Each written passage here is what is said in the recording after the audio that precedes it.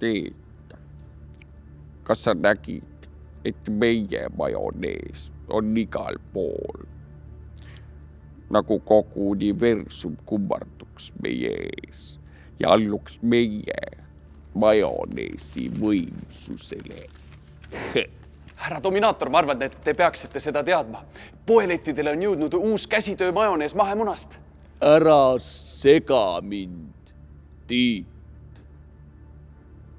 Kas sa ei näe, et sinu möla ärritab minu kana? Ma olen ju praegul hõivatud geniaalse universumi ülevõtmise plaani kavandamisega. Aga härra boss, nad räägivad, et Taneli majonees on nii hea, et paneb sind kõikides oma eluvalikutes kahtlema. Tiit, mida sa ajad?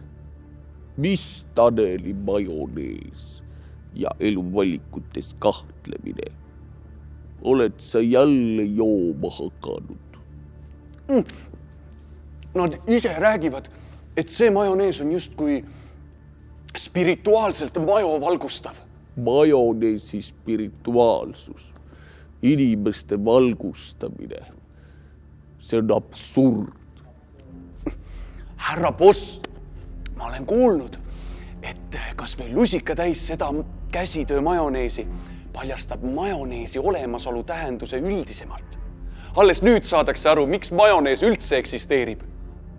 Tiit, ma arvan, et sa ei peaks sellele rohkem tähelepanu pöörama.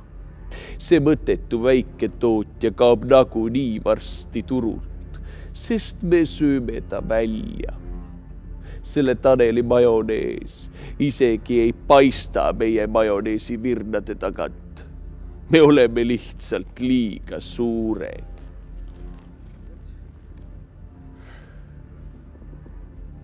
Nüüd mine ja tee midagi asjalikku. Pese mu kopter puhtaks. Üks töötaja katsus seda.